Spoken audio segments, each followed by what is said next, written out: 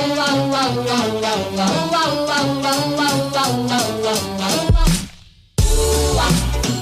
you're the one for me. Baby, you were meant for me. I'm madly in love with you. Baby, you're the one for me. Baby, you were. I'm madly in love with you. Mana suaranya OMK? Selamat malam OMK, mana suaranya? Ih, kurang semangat cewek-ceweknya, mana suaranya? Ya, mantap. Ini teman-teman OMK dari berbagai stasi di Paroki Mamasa, ada sekitar 1.500 sekarang yang tadi menyusul. Oke teman-teman, kita hening lagi. Kita akan lanjut ke sesi berikut, yaitu sesi tanya jawab. Nah, di sini pastor dan diakon dan teman-teman, sesi tanya jawabnya akan terbagi menjadi dua lagi. Yang pertama, pertanyaannya dari saya, lalu setelah itu pertanyaannya dari teman-teman OMK yang ada di sini secara spontan. Nah, dari saya terlebih dahulu.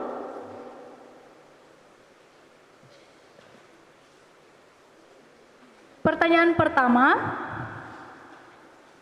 bagaimana menyikapi ajakan dari teman-teman dari gereja lain ketika kita sebagai umat Katolik diundang untuk mengikuti acara Natal bersama sebelum tanggal 24 dan 25 Desember?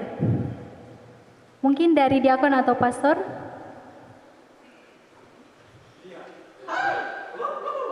Bisa langsung dijawab untuk yang dari MC?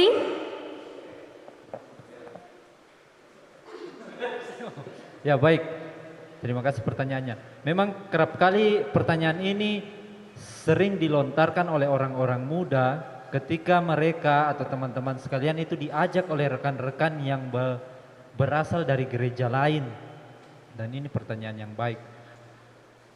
Menurut pendapat saya, sejauh dari apa yang telah dipaparkan tadi, kalau kita memahami dengan baik dan benar, dan menghayati dengan sungguh atau menjalankan dengan sungguh masa Advent ini sebagai sebuah masa persiapan, tentu kita akan mudah menanggapi hal tersebut. Mengingat seperti ini, sudah saya jelaskan secara singkat tadi bahwa masa Advent itu sudah sejak lama ada dalam gereja. Tradisi itu tadi saya katakan bahkan sudah abad keempat itu sudah ada. Dan kemudian itu diberlakukan atau ditetapkan dalam gereja, berlaku secara umum gereja universal. Dan sekedar informasi untuk teman-teman, for your information, FYI begitu,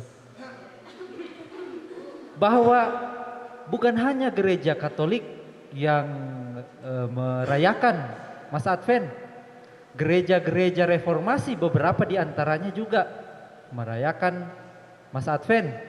Sebut saja gereja-gereja reformasi Lutheran, Metodis, Anglikan yang di Inggris, itu masih merayakan masa Advent. Entah di sini seperti apa. Nah, kalau sudah seperti itu, kalau sudah tetap, ini sudah ditetapkan oleh gereja, maka sebaiknya kita menghayati dan menjalankannya dengan sungguh. Jika kita dihadapkan dengan peristiwa atau pertanyaan seperti itu, maka sebaiknya kita menjawab bahwa kami dari gereja Katolik dalam kesempatan ini ketika belum sampai pada malam Natal, yaitu 24 Desember, maka itu belum Natal, itu masih masa penantian, masih masa Advent, masih masa persiapan untuk kami. Bahkan salah seorang uskup, semoga saya tidak salah menjawab ya, uskup Keuskupan Manado pada waktu itu, Monsinyur Joseph Suatan, MSC, pernah mengeluarkan surat gembala terkait dengan pertanyaan seperti ini, mengingat bahwa konteksnya Manado itu juga banyak teman-teman dari gereja lain. Untuk menyikapi itu, dikatakan oleh beliau, orang Katolik pada masa itu mempersiapkan diri, maka kalau diundang untuk ikut serta dalam perayaan-perayaan Natal dari gereja lain yang bagi kita masih masa Advent, maka kita hadir tetapi tidak berpartisipasi banyak di dalamnya. Bentuknya kita tidak tentu tidak menyanyi ikut serta seperti mereka, karena dengan demikian kan kita sudah merayakan Natal kalau kita ikut menyanyikan puji-pujian dalam ibadah seperti itu. Kalau untuk hadir, mungkin kita tidak apa-apa, kalau menurut saya secara pribadi tidak apa-apa hadir, tetapi dengan disposisi dalam batin bahwa kami masih dalam masa Advent, masa penantian seperti itu, masa persiapan, belum merayakan Natal. Ya, sekali lagi kita harus kembali pada pemahaman sejarahnya dan bagaimana gereja menghayati dan menetapkan itu. Karena itu sudah jelas. Saya kira seperti itu, mungkin pastor akan menambahkan. Ya, baik, saya tambahkan. Seperti dijelaskan diakon bahwa semua gereja-gereja lain juga yang bukan masuk dalam gereja Katolik Roma, misalnya gereja Katolik Timur itu, gereja Katolik Timur saja itu ada 22 aliran gereja. Nah, ini begitu banyak. Belum lagi yang disebut gereja reformasi. Gereja reformasi itu termasuk yang dikatakan Frater tadi, Lutheran, kemudian Calvinis, itu aliran Protestan. Nah, di antara beberapa gereja-gereja itu, baik Katolik Timur yang berbeda ritus dengan kita, dan maupun gereja-gereja reformasi juga mengadakan, beberapa di antaranya sekali lagi mengadakan juga yang disebut Advent. Tetapi kita merayakannya, tolong diingat ini, kita merayakannya dalam kadar yang berbeda. Kadar apanya yang berbeda? Bagi gereja-gereja yang lain, merayakan Advent itu seolah-olah adalah bagian dari Natal, semacam pranatal mereka sebut ya. Sementara kita tidak. Bagi kita Advent itu adalah sekali lagi masa di mana seluruh umat Katolik dimanapun mereka berada itu dihimbau untuk mempersiapkan diri, dan persiapan itu berbeda-beda. Ada orang yang mempersiapkan diri dalam bentuk menyiapkan baju baru, menyiapkan pesta. Ini kan banyak orang menyiapkan seperti itu. Maka saya katakan kita menyiapkan diri dalam kadar yang berbeda. Sementara inti ajaran gereja Katolik dalam pemahaman Advent adalah persiapan batin. Coba bedakan ya. Jadi itu perbedaan kadar yang kita rayakan. Kita sedang mempersiapkan batin, sehingga seruannya adalah seruan tobat. Nah, itu poin pertama untuk apa bedanya kita merayakan. Sekarang kita mengacu pada pertanyaan tadi. Bagaimana menyikapi jika diajak? Itu pertanyaannya. Nah, secara sesuai dengan aturan, Natal baru akan terjadi dan dirayakan pada tanggal 25.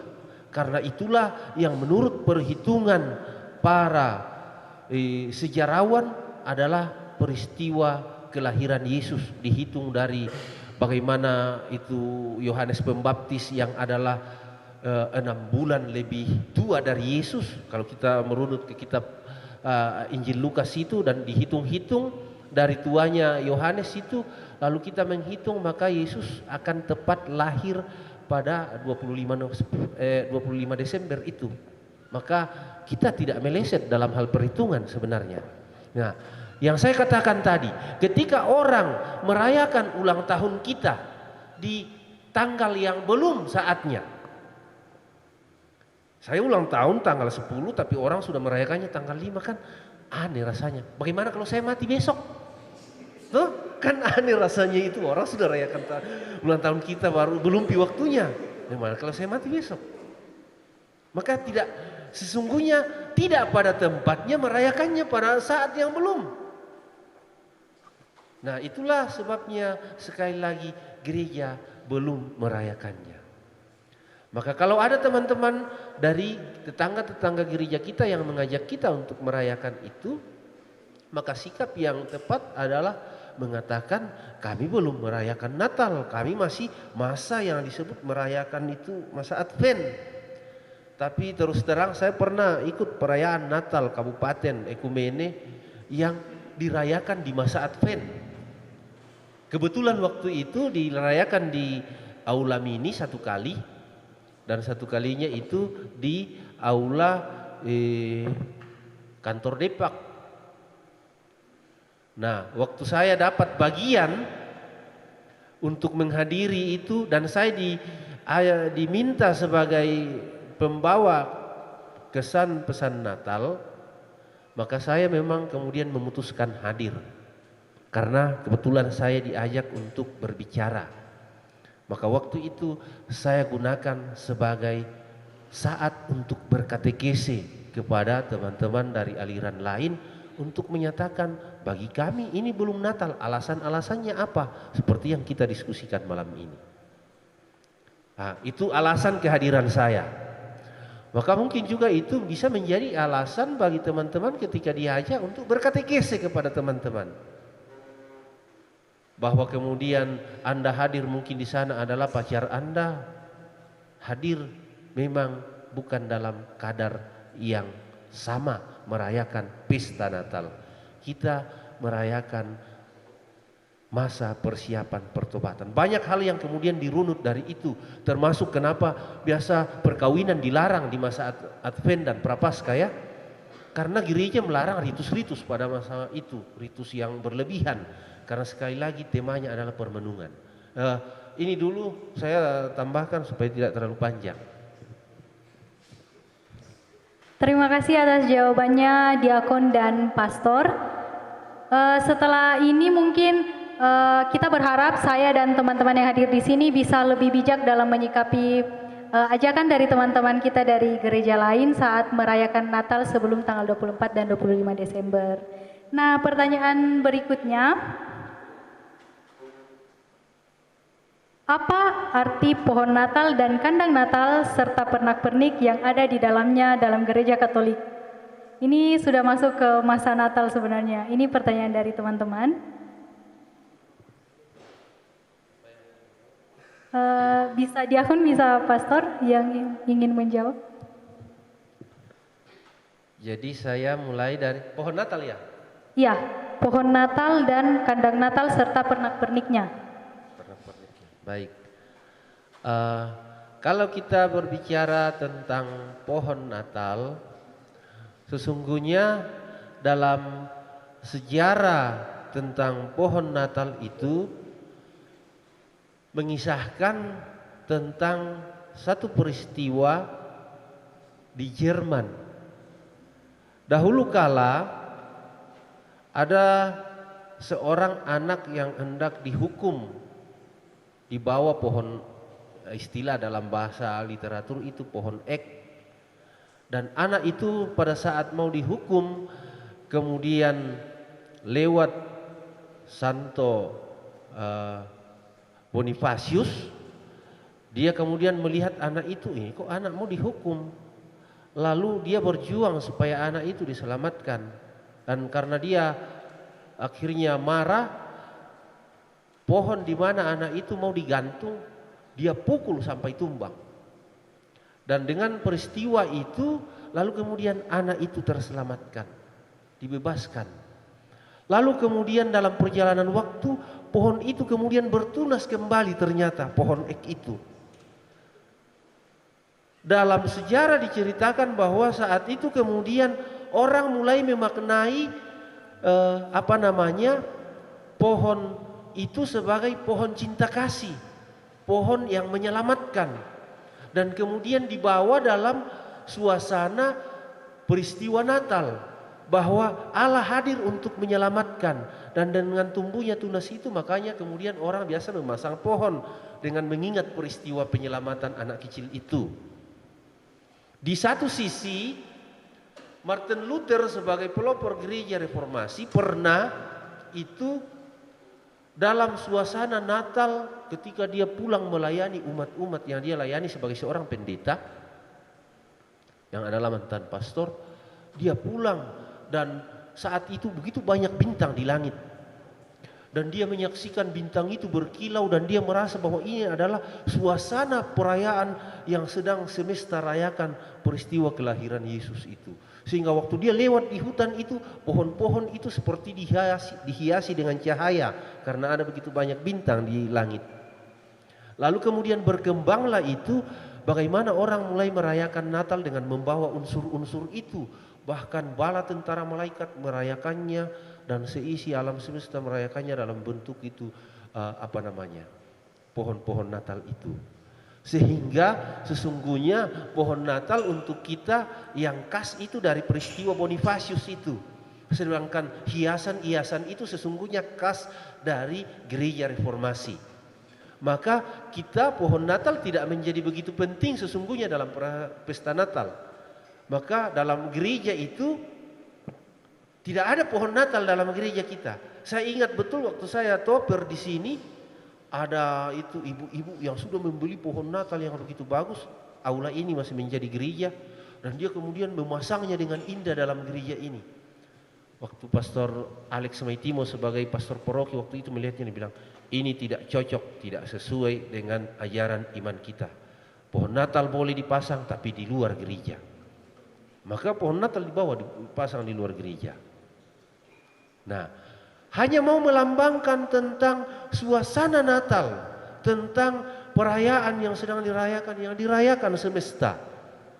Sementara kegembiraan itu orang mulai kemudian dalam tanda kutip itu memberi makna pada pohon, simbol kehidupan karena warna hijau, simbol pengharapan yang dibawa Kristus.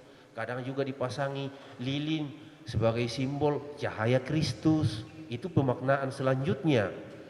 Kadang orang juga pasang kapas sebagai simbol salju turun. Karena pada saat itu, pada bulan-bulan Desember di Eropa itu kadang turun salju. Maka dipasangi itu biasa kapas-kapas, kita di daerah panas kok. Berusaha juga membawanya dalam suasana itu. Nah, sedangkan yang khas sekali lagi bagi kita adalah kandang Natal dan bayi kecil Yesus dalam bentuk simbol kelahiran Yesus itu. Di sana jelas bahwa Yesus lahir di Bethlehem, diceritakan kitab suci. Dia terbaring dalam palungan dan itulah yang mau digambarkan dalam kandang Natal itu. Ada orang Majus datang menghadirinya, mempersembahkan emas, kemenyan dan mur. Dan yang lain yang terjadi di sana yang diceritakan adalah ada domba yang sedang duduk. Yang digambarkan kadang-kadang juga ada bintang. Dan bintang itu adalah simbol bintang Daud. Karena Yesus adalah keturunan Daud. Inilah makna yang disimbolkan dalam kandang Natal itu. Di satu sisi lain yang terjadi di sana adalah biasa orang pasang lampu-lampu Natal itu tambahan kemudian untuk menceritakan kemeriahan ya. Sudah ngantuk Rinto ini mendengar penjelasan saya ini. Oh Jun. Ya. Jadi saya pikir yang berbeda di situ adalah untuk khas kandang Natal bagi kita adalah yang digambarkan di situ adalah peristiwa kisah kitab suci ya. Sehingga kisah kitab suci itu menggambarkan simbol-simbol yang ditaruh di kandang Natal. Itu saja, terima kasih. Terima kasih atas jawabannya Pastor. Jadi ini merupakan pengetahuan baru yang kita dapatkan. Jadi jujur saja saya hampir 22 tahun hidup baru tahu artinya pohon Natal dan kandang Natal dan pernak-perniknya. Selama ini saya kira cuma diambil saja karena di Eropa banyak pohon cemara. Kita lanjut ke sesi berikut yaitu tanya jawab sesi kedua. Dari teman-teman OMK ada yang ingin ditanyakan?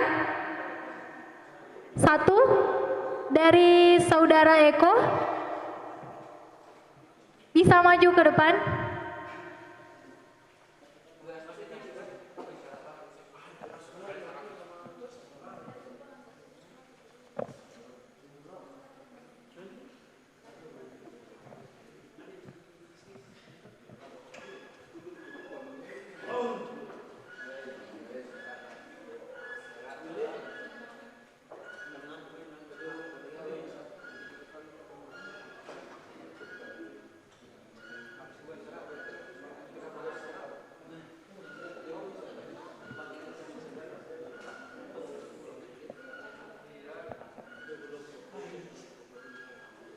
Oke, terima kasih atas kesempatannya. Di sini saya mau menyampaikan ada beberapa pertanyaan, ada 2 pertanyaan. Yang pertama, mengapa pada masa Advent harus ada yang namanya lingkaran Advent? Yang kedua, seperti yang kita ketahui minggu Advent itu ada 4 minggu. Lalu apakah ada artinya dari setiap minggu itu? Jika ada, apa artinya dari minggu Advent pertama sampai minggu Advent yang keempat? Terima kasih. Terima kasih Saudara Eko. Mungkin saya tampung dulu ya Pastor dan Diakon, 3 pertanyaan lalu dijawab. Teman-teman ada yang lain? Oh, langsung dijawab. Jadi kepada Saudara Eko, sebenarnya tadi sudah dijelaskan oleh Romo, tapi mungkin kalau ada yang mau ditambahkan dari Romo, silakan. Jadi pertanyaan pertama itu, mengapa ada lingkaran Advent di masa Advent, dan yang kedua itu, apa arti dari setiap minggu dalam masa Advent? Ya baik teman-teman, penjelasan tentang lingkaran Advent sejarahnya mungkin agak sudah disinggung tadi sedikit, bahwa lingkaran Advent itu awalnya dari tradisi orang-orang Jerman. Orang-orang Jerman itu mereka menggunakan lilin untuk menandai pergantian dari musim dingin yang gelap ke musim berikutnya yang lebih terang. Makanya mereka menggunakan lilin. Lalu lilin itu, tradisi itu kemudian diadopsi atau diambil oleh gereja, diberi makna baru, makna Kristiani, bahwa seperti inilah orang-orang Kristiani yang menantikan kedatangan Kristus dari masa yang gelap, seperti dikatakan oleh Nabi Yesaya, bangsa yang berjalan dalam kegelapan telah melihat terang yang besar. Nah, demikian juga pemaknaan dalam penggunaan lilin Advent.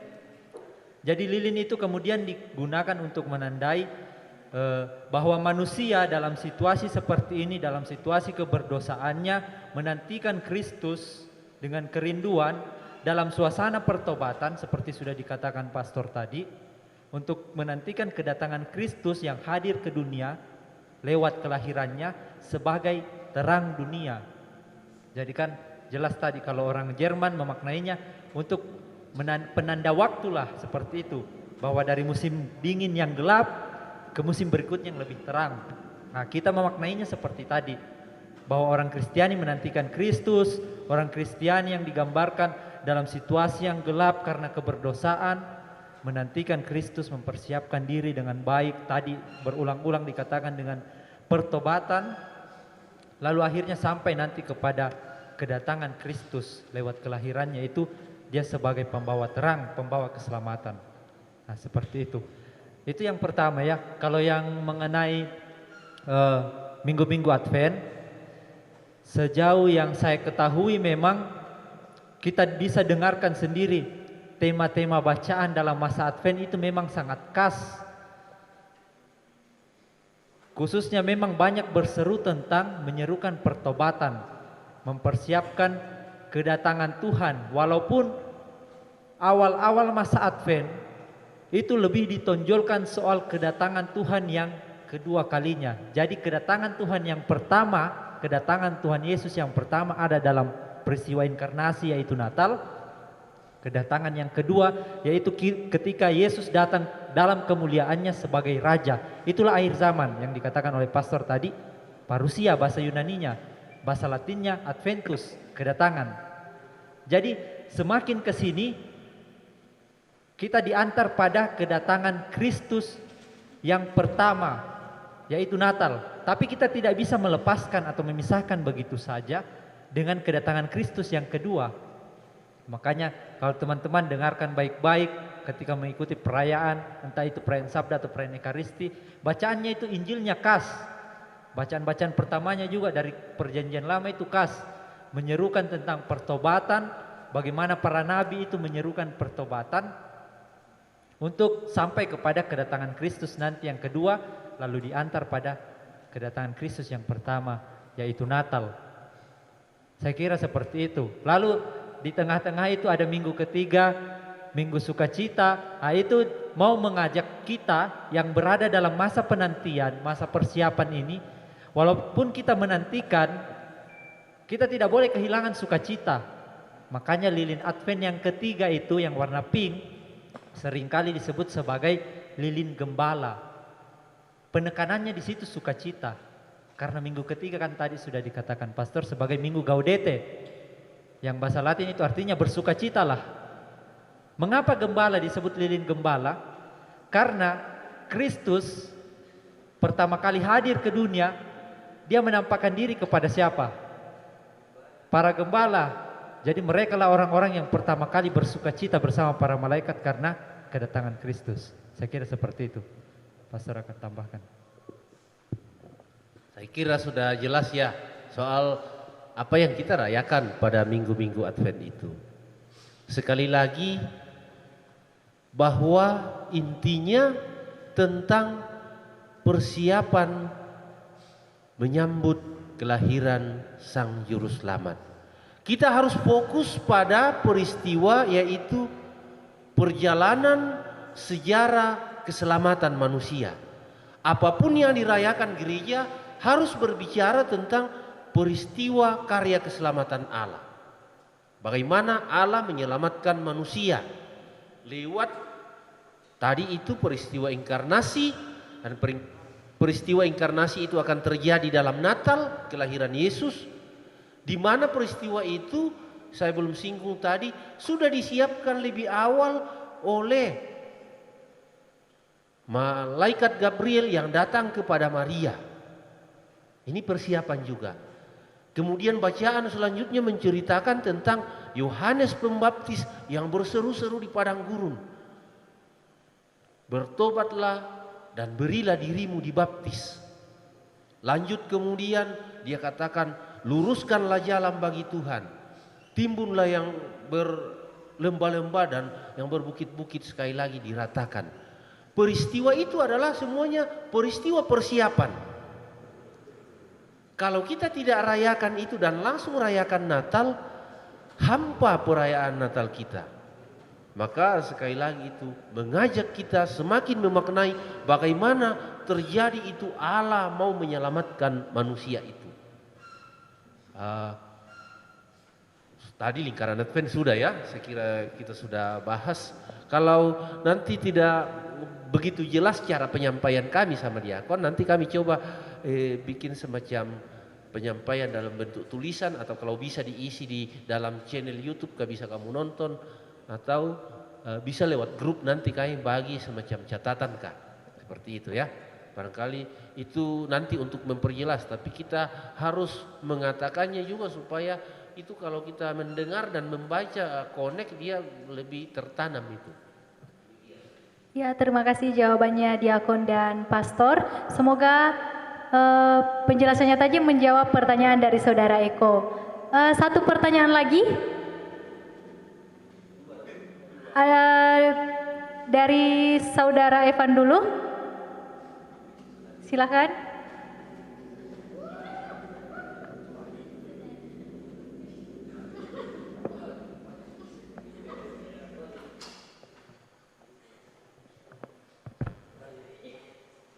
Terima kasih atas kesempatan yang diberikan kepada saya.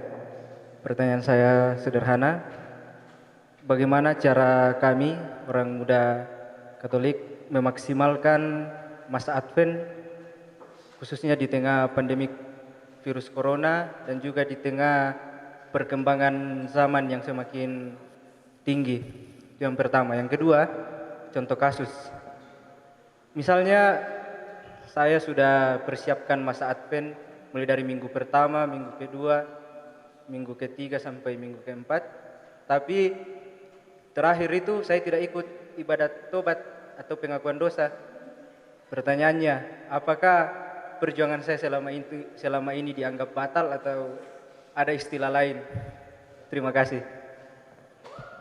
Terima kasih atas pertanyaannya.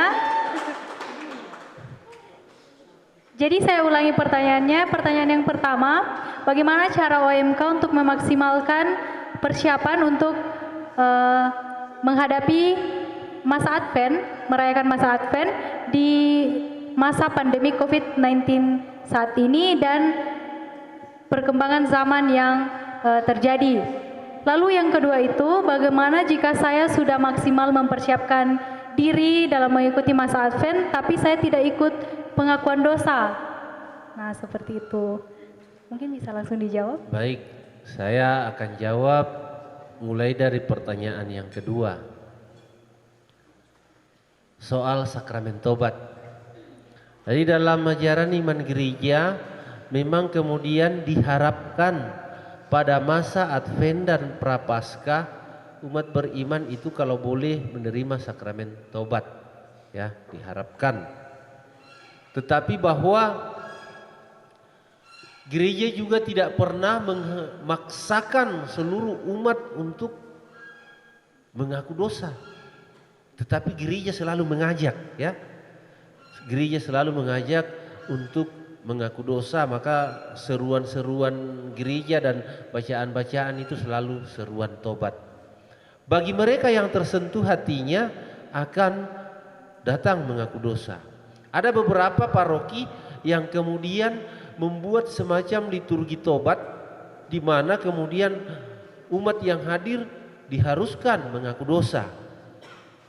Di beberapa paroki juga kemudian memberi kebebasan kepada umatnya. Paroki-paroki kemudian hanya menyarankan dan membuka jam untuk mereka yang mau mengaku dosa.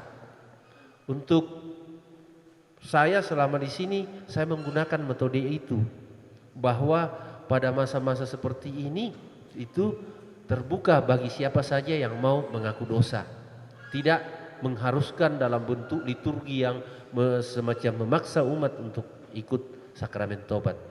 Untuk apa? Bagi saya adalah untuk membangun itu nilai rasa umat sendiri yang memang dari hatinya mau mengaku dosa. Bukan karena anjuran, bukan karena paksaan.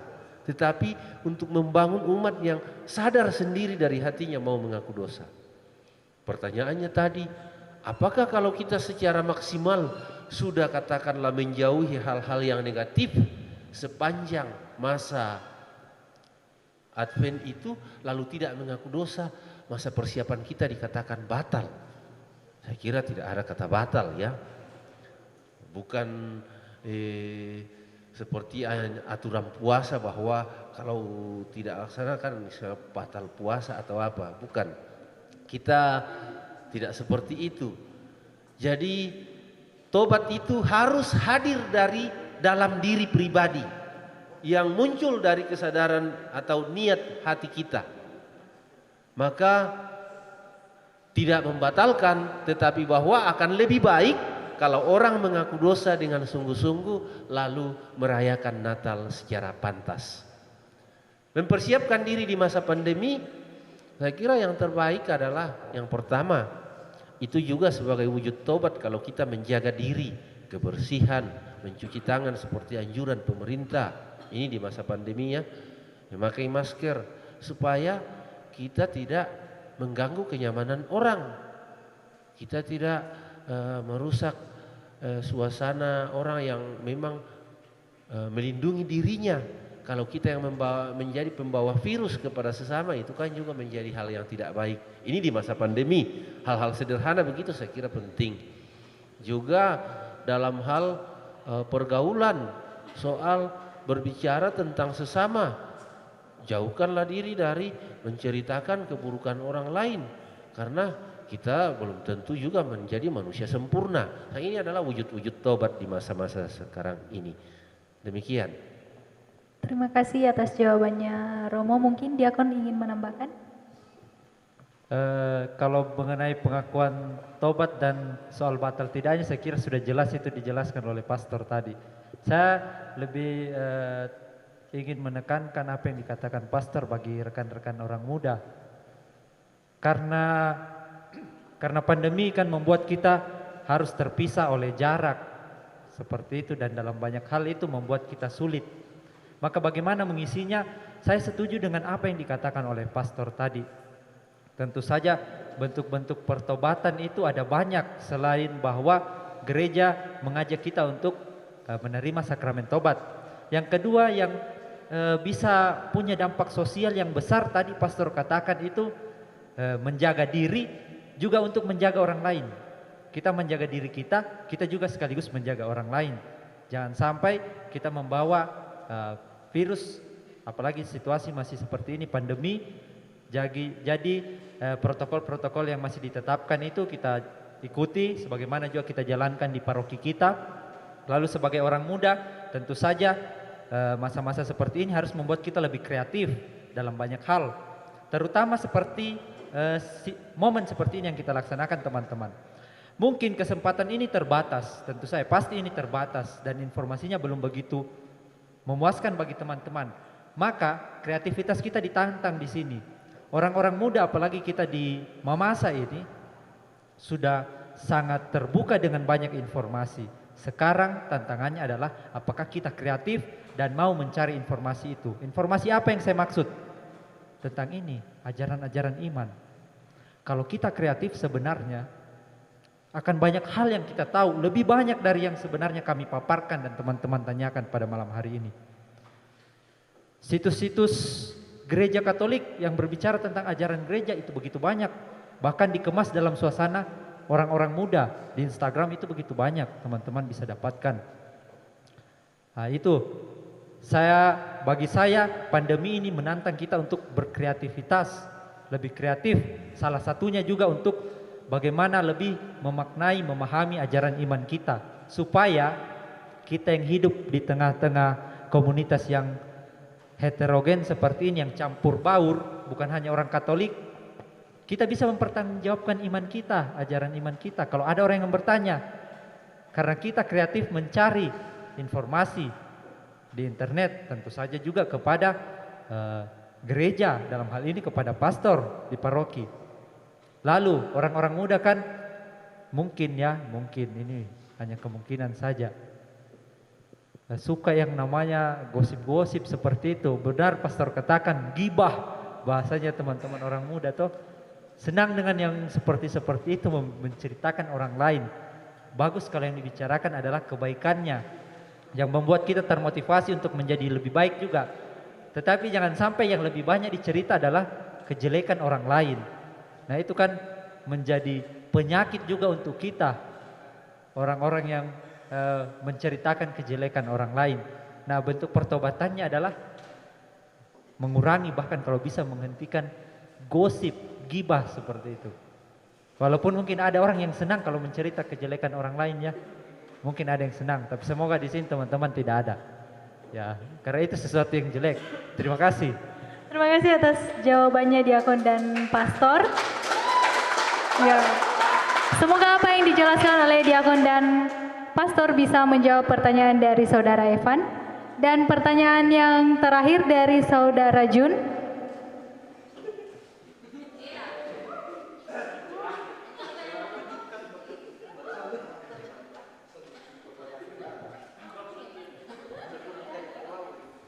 Terima kasih atas kesempatan yang diberikan kepada saya. Yang saya mau tanyakan, apa makna masa Advent dan Natal selain menyambut kelahiran Sang Juru Selamat? Terima kasih pertanyaannya.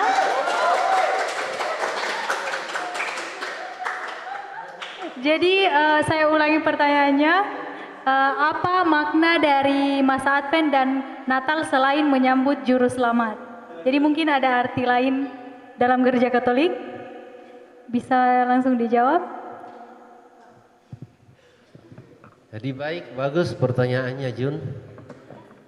Jadi kita mencoba mencari makna lain dari perayaan Advent dan Natal selain untuk menyambut Sang Juru Selamat. Kalau kita mau mengatakan mencari makna lain dari itu adalah sesungguhnya masa-masa seperti ini, kalau saya secara pribadi ya, karena ini kan berarti kita di luar konteks ajaran iman gereja karena kita mau mencari makna lain.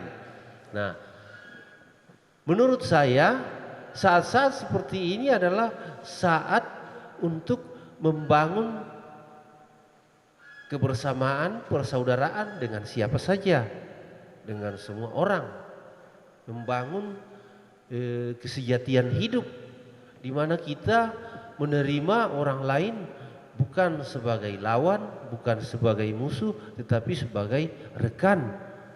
Itulah barangkali makna yang mau dibangun kalau dikatakan makna lain selain dari yang kita diskusikan tadi.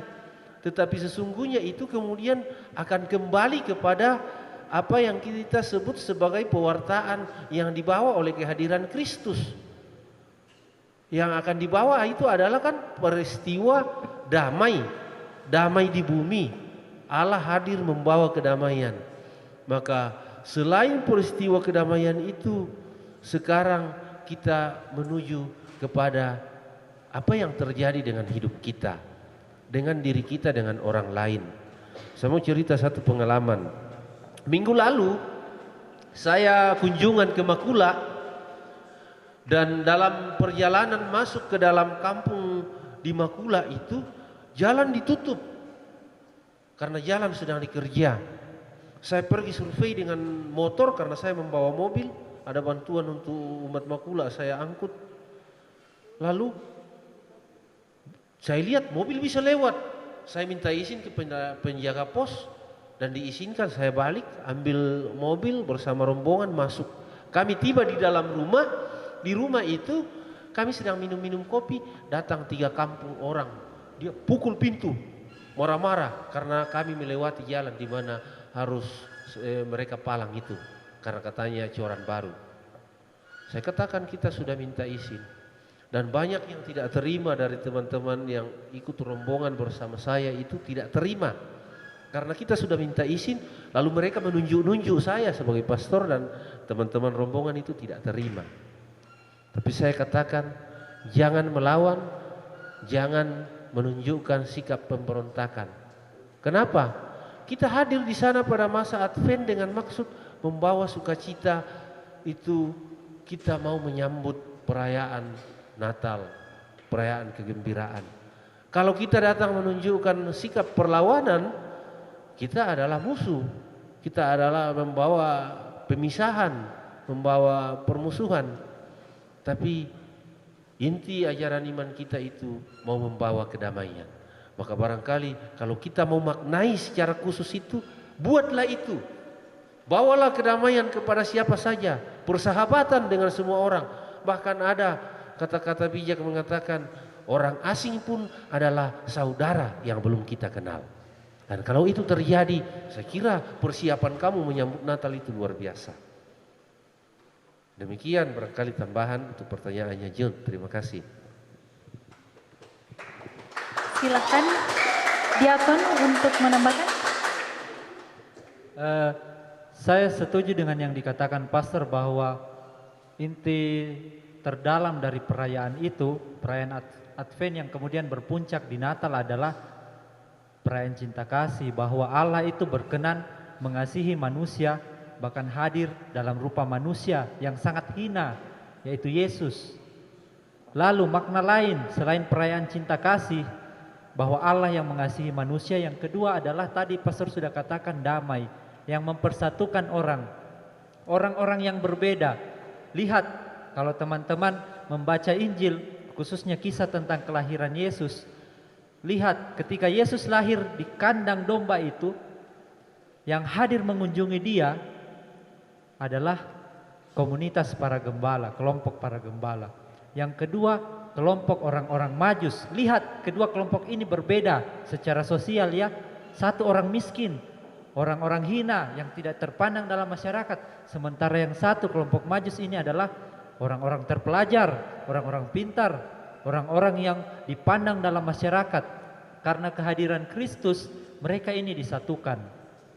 Jadi lihat bagaimana Kristus itu hadir membawa damai, mempersatukan, dan yang bersukacita bukan hanya makhluk yang ada di bumi, bahkan di surga kan digambarkan para malaikat itu bernyanyi Gloria in excelsis Deo.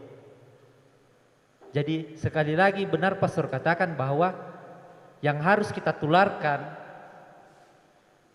adalah damai itu, persatuan. Nah, di sini teman-teman orang muda kita semua diajak. Ada juga kata-kata bijak dari orang lain seperti ini berkaitan dengan perdamaian persatuan ini. Mereka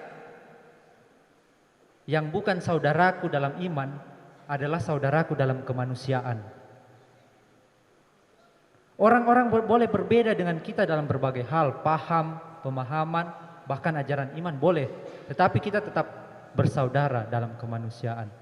Nah, itu yang saya kira Yesus ingin ajak supaya kita bawa, kita bagikan, kita tularkan kepada orang lain.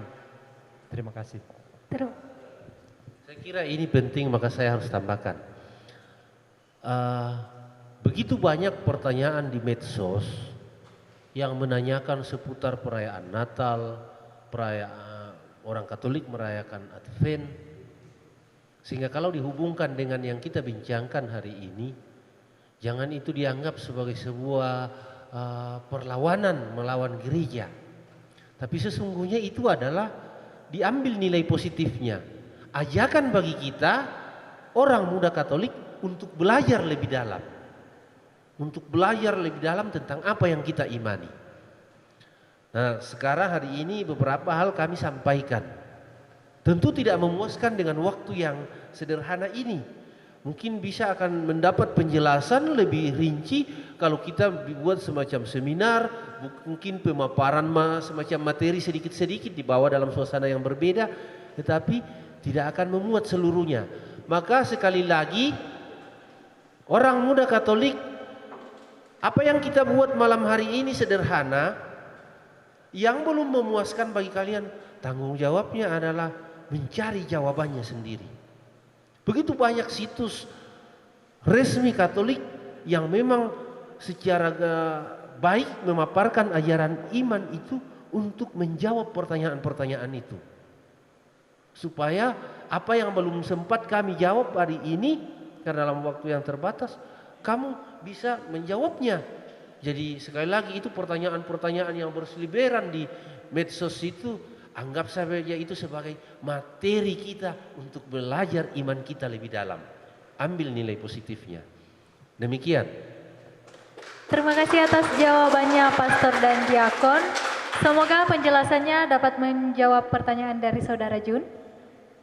Jadi teman-teman, karena waktu kita terbatas, jadi pada kesempatan ini kita hanya mengambil 3 pertanyaan. Buat teman-teman yang masih memiliki pertanyaan yang belum terjawab pada sesi ini, mungkin bisa menghubungi pastor secara langsung, bisa berkonsultasi dengan diakon, atau mengirimkan, bisa menghubungi nomor di bawah ini, atau mengirimkan pertanyaannya di grup. Dan seperti kata pastor tadi, kita tunggu di channel YouTube-nya atau mungkin dalam bentuk tulisan. Mungkin setelah ini pastor akan membuatnya, mengirimkan di grup kita. Nah, kita tunggu saja.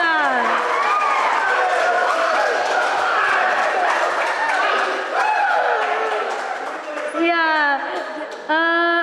pastor dan diakon, sebelum menutup sesi kedua ini, saya ingin menanyakan kesan dan pesan selama acara TTM ini, Tulak Temangura. Mungkin bisa disampaikan dari pastor dulu. Kesan dan pesan selama acara TTM ini. Kesan saya pertama, saya melihat semangat baru di orang muda kita, Paroki Santo Petrus Mamasa. Keingintahuan yang kemudian muncul dari acara ini nampak. Berikut semangat untuk membangun kebersamaan mulai kelihatan, dan juga kelihatan semangat persaudaraan itu mulai terbangun lagi. Dan ini kesannya, kalau ini kemudian berlanjut, adalah sesuatu yang sangat indah, yang akan menjadi warisan bagi adik-adik kita. Karena yang hadir ini beberapa sudah selesai kuliah, ada yang masih sekolah, dan ada yang sementara kuliah. Ini kalau mereka sering ikut, apa yang mereka alami hari ini juga akan mereka wariskan kepada adik-adiknya nanti. Karena beberapa dari antara kita itu khususnya yang sudah berkumis semua akan menjadi orang tua nantinya toh. Maka adik-adik kita yang hadir itu kemudian mewarisi semangat yang kamu miliki hari ini. Maka saya kira ini kesan saya tentang acara malam hari ini, dan secara khusus malam ini kita memang masih membuatnya dalam bentuk yang katakanlah awal-awal kita sementara belajar mencari pola yang tepat untuk tema yang dipilih orang muda kita itu TTM. Kalau TTM ini tulak atau mengura atau bincang-bincang orang muda ya, mungkin terjemahannya. Itu kemudian berlanjut dalam berbagai bentuk yang mungkin berbeda, akan semakin bertambah pengetahuan kita. Demikian. Terima kasih atas kesan dan pesan dari Pastor Paroki kita. Selanjutnya dari Diakon mungkin ingin menambahkan. Ya baik. Pertama kesan saya adalah ini suatu acara yang sangat baik dan mulia seperti itu. Karena selain mengajak kita untuk lebih mempersolid kebersamaan kita sebagai saudara di dalam iman, dalam paguyuban orang muda Katolik, juga menambah wawasan pengetahuan iman kita tentang ajaran iman kita sendiri. Karena tidak bisa dipungkiri ya teman-teman bahwa salah satu masalah terbesar dari orang-orang muda dalam gereja kita adalah kurang paham sendiri tentang ajaran imannya. Sehingga ketika ditanyai oleh orang-orang yang dari gereja lain atau bahkan dari agama lain, kelabakan, bingung. Itu juga yang sudah dialami oleh generasi-generasi terdahulu, para orang tua kita. Ketika ditanyai oleh orang beragama lain, bingung, tidak tahu. Seolah-olah mereka ini tidak beriman. Padahal tetap beriman, hanya bahwa wawasannya kurang. Nah saya terkesan dengan acara ini. Saya dukung acara seperti ini karena ini menurut saya sangat baik dan perlu ditingkatkan. Pesannya itu perlu ditingkatkan ke depannya. Mungkin ada TTM part 2, entah apa temanya berikutnya seperti itu. Karena ini juga kesempatan untuk teman-teman berkreativitas, mengajak orang-orang muda selain mau berkumpul juga berani berdiri di hadapan orang banyak. Misalnya teman-teman yang bertanya tadi itu sesuatu yang luar biasa itu. Anda berani bicara di hadapan teman-teman yang lain. Dan kalau saya mau melihat pengalaman hidup saya sendiri, saya dulu tidak pernah ikuti acara-acara seperti ini. Dan jujur saja bahwa sebelum saya masuk seminari, pengetahuan iman saya itu tentang ajaran iman itu sangat rendah, bahkan lebih rendah mungkin dari teman-teman yang lain. Saya pergi-pergi ke gereja, tapi tidak begitu paham tentang ajaran iman. Apalagi pada waktu itu internet belum sebaik seperti sekarang ini, sehingga informasi sangat terbatas. Nah sekarang teman-teman ada kesempatan seperti ini, ada informasi yang begitu banyak bertebaran di luar sana. Sekarang pintar-pintarnya kita bagaimana mengambil, menyaring informasi-informasi yang ada, lalu kita terima itu dan kita pakai untuk mempertanggungjawabkan inilah iman saya, seperti itu. Jadi bagi saya pesannya tingkatkan acara seperti ini. Terima kasih. Jadi bagaimana teman-teman, acara kita bermanfaat atau bagaimana? Mantap? Merasa? Bagaimana kalau kita jargon dulu satu kali sebelum masuk ke penutup? Jargon? Ya silahkan berdiri teman-teman. Noel silahkan pemandu sebagai pemandu.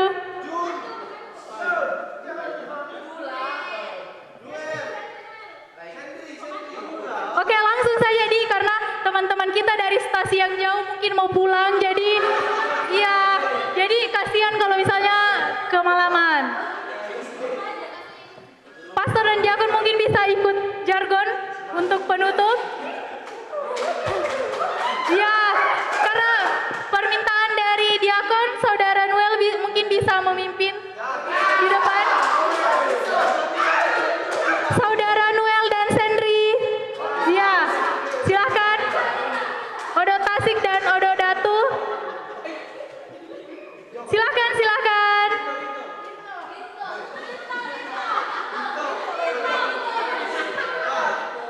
Silakan. Di tengah ya. Siap?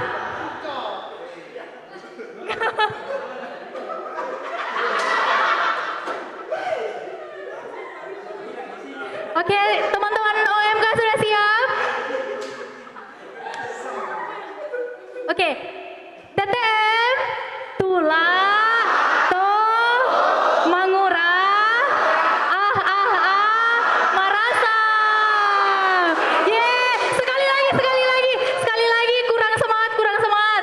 Coba Noel yang lebih semangat, tunjukkan semangat OMK-mu, semangat mudamu. Pastor tadi gerakannya masih salah toh? Iya, tadi masih salah. Coba lebih semangat. Siap? TTM, Tula, To, Mangura, Marasa. Terima kasih teman-teman.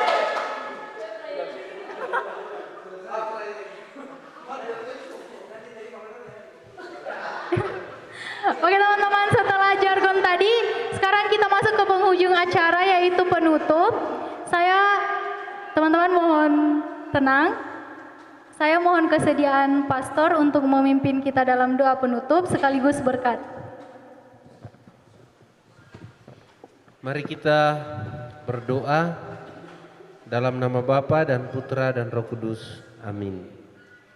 Allah Bapa yang Maha Kasih dalam surga, kami bersyukur atas kebersamaan yang boleh kami alami bersama seluruh orang muda kami Paroki Santo Petrus Mamasa pada malam hari ini dalam acara mengisi masa Advent ini dengan menambah pembekalan pengetahuan iman kami bagi kami masing-masing.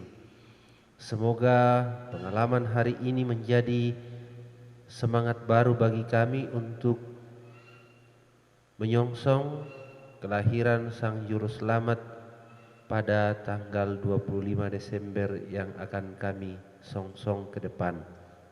Juga sertai kami di dalam memaknai masa-masa persiapan ini sebagai saat untuk merenungkan kembali bagaimana peristiwa penyelamatan kami umat manusia terjadi dengan begitu indah dalam karya keselamatan lewat peristiwa inkarnasi yang terjadi dalam diri putramu, dalam diri Maria yang akan melahirkan Sang Juru Selamat hingga pada kelahirannya dan kemudian berlanjut dalam liturgi-liturgi gereja selanjutnya sampai pada pesta Paskah dan selanjutnya. Bapa yang Maha Kuasa, semoga awal hari ini yang kami bangun untuk memaknai semua itu semakin menguatkan iman kami, mengokohkan harapan kami akan karya cinta kasih-Mu kepada manusia. Demi Yesus Kristus Putra-Mu yang hidup dan berkuasa kini dan sepanjang segala masa. Amin. Tuhan bersamamu dan bersama rohmu. Dan semoga kita sekalian juga acara ini dibimbing diberkati oleh berkat Allah yang Maha Kuasa dalam nama Bapa dan Putra dan Roh Kudus. Amin. Terima kasih Pastor atas doa penutupnya. Dan sekali lagi terima kasih kepada diakon dan pastor yang meluangkan waktu untuk menjadi narasumber dalam acara TTM kita pada hari ini. Dan juga kepada teman-teman yang menyempatkan hadir dalam acara Tula Temangura pada saat hari ini. Kita foto dulu sebelum pulang. Ayo teman-teman. Ayo teman-teman, biar waktunya cepat.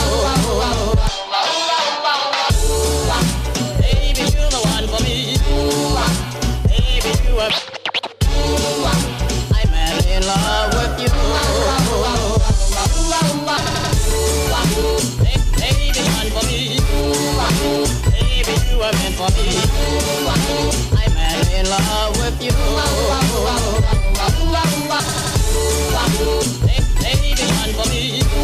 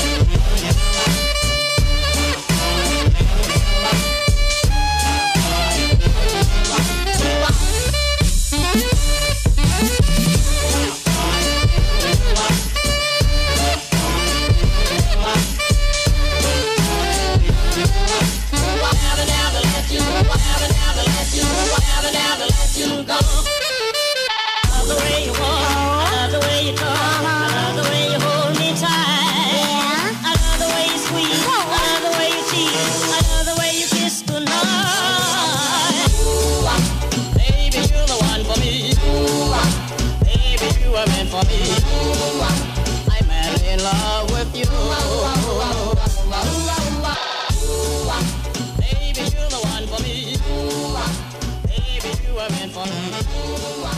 I'm madly in love with you.